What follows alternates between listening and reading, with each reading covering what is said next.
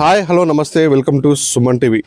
నిన్న రాత్రి అర్ధరాత్రి పూట అంటే గాఢ నిద్రమత్తులో ఉన్నటువంటి ఆ కుటుంబంపై మొత్తం ఆ దేవుడు దయలేని తెలుస్తుంది. ఎందుకంటే వాళ్ళు గాఢ నిద్ర ఉన్నప్పుడు అంటే విద్యుత్ షార్ట్ సర్క్యూట్తో సంబంధించినటువంటి ఫ్రిడ్జ్ పైనటువంటి ఆ చెక్క ముక్కతో అది షార్ట్ సర్క్యూట్కి ఆఘాతమై వాళ్ళకి మొత్తం ఇంట్లో ఉన్నటువంటి గృహోపకరణాలు అవుతుంది, డబ్బు అయితేనేమి మొత్తం కట్టుబట్టలు మొత్తం కాలిపోయాయి అని చెప్పేసి వాళ్ళు దీనాస్థితిలో మొత్తం విలిపిస్తున్న పరిస్థితి ఉంది. మనం ప్రస్తుతానికైతే మీ విజువల్స్ చూసుకోవచ్చు. అంటే వాళ్ళకి సంబంధించినవి డబ్బులు, వాళ్ళకి సంబంధించినటువంటి ఏదైతే బంగారం అంటే సంబంధించిన 3 తులాల బంగారం వాళ్ళకు ఉన్నటువంటి గోల్డ్ కూడా తాకట్లు ఉంది. ఆ తాకట్టు విడిపిద్దామని చెప్పేసి కూడా కష్టపడి పైసా పోగు చేసుకొని కూడా వాళ్ళకి సంబంధించినటువంటి భూమి పత్రాలు కూడా అవైతే ఉంటాయో వాటన్నిటి కూడా అక్కడ పెట్టుకునే భద్రపరుచుకున్నారు. కానీ ఆ షార్ట్ సర్క్యూట్ వల్ల కూడా ₹1 చిల్లి గవ్వ కూడా మిగలకుండా కూడా అవి విద్యుత్ ఘాతానికి మొత్తం కాలి బూడిదైపోయిన పరిస్థితి ఉంది.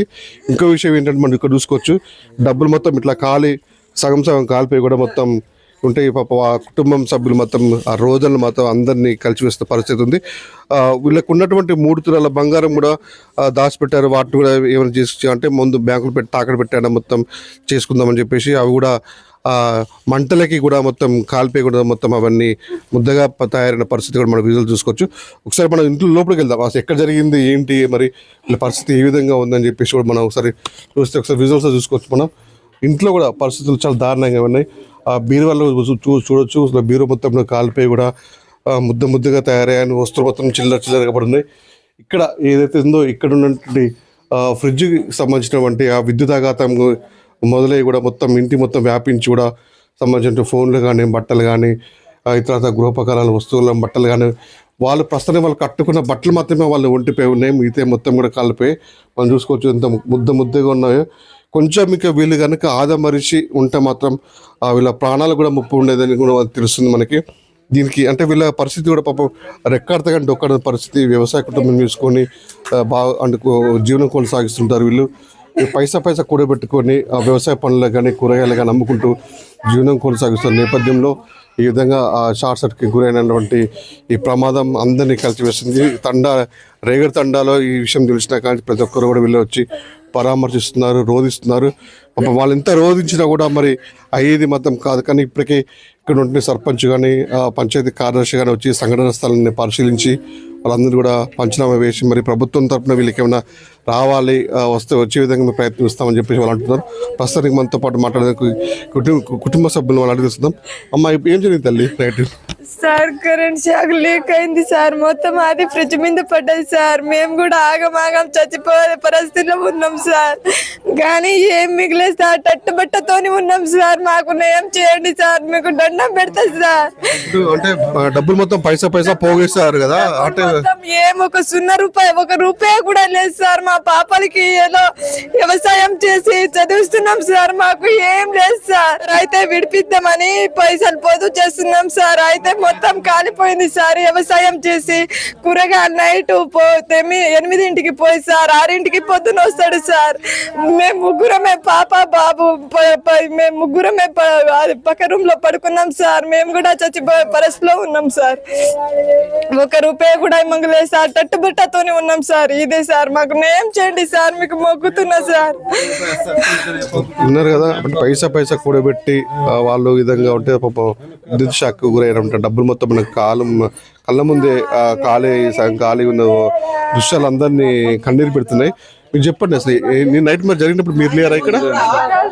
లేదు సార్,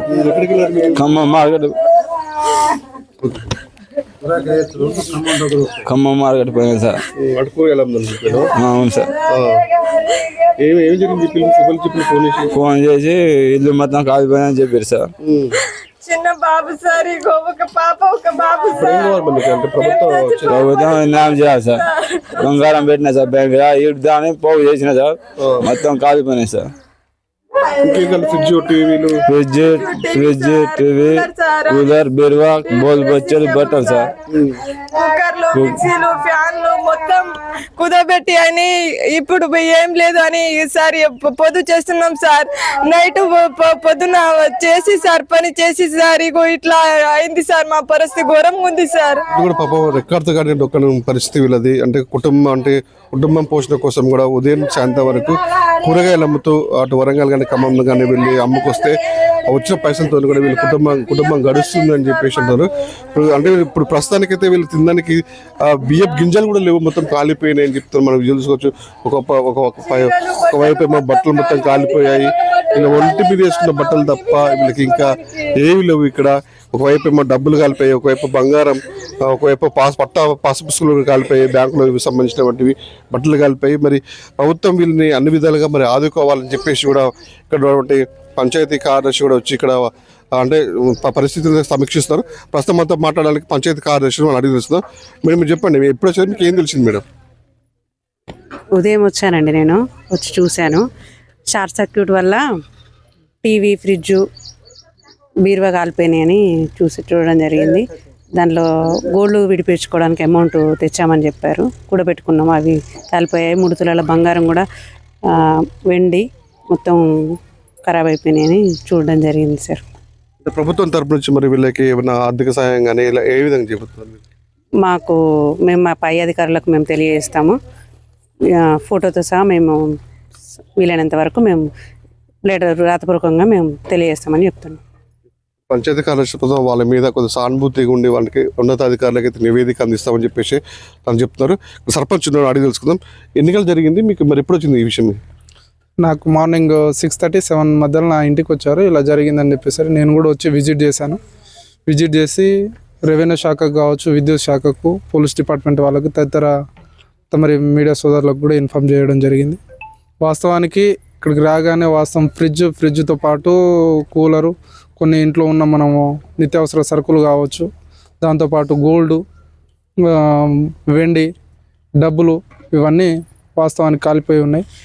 వాస్తవానికి వాళ్ళకు నష్టం వాటిల్లింది. తర్వాత రెవెన్యూ డిపార్ట్మెంట్ ద్వారా వాళ్ళకి చెప్పి విద్యుత్ శాఖ వాళ్ళకు కూడా చెప్పడం జరిగింది. ఇలా మరి ఇట్లా షార్ట్ సర్క్యూట్ ఇదే కాదు, వాస్తవానికి ఏంటంటే రేగడితండలో మొత్తానికి అన్ని ఇళ్లకు మ్యాక్సిమం 60% ఇళ్లకు షార్ట్ సర్క్యూట్ అనేది వస్తుంది. ఈ దృష్టిని కూడా విద్యుత్ శాఖ వాళ్ళకు మేము గతంలో కూడా అంటున్నారు. మరి ఉన్నతాధికారులు కానీ అంటే ఎలక్ట్రిసిటీ డిపార్ట్మెంట్ మీరు చెప్పలేదు, మీరు కంప్లైంట్ ఇవ్వలేదు? మరి ఇప్పుడు విద్యుత్ శాఖ అధికారులకు మేము గతంలో ఇప్పుడు 6 నెలల నుంచి నేను రాతపూర్వకంగా చాలాసార్లు లెటర్ రాయడం జరిగింది, వాళ్ళకి ఇవ్వడం జరిగింది.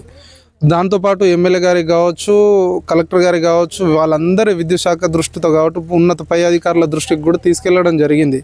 చేస్తాము శాంక్షన్ చేస్తాము, ఇవాళ 2 రోజులు, 3 రోజులు, 5 రోజులు అని చెప్పేసి అంటా ఉన్నారు. కానీ ఇప్పటిదాకా శాంక్షన్ చేయలేదు.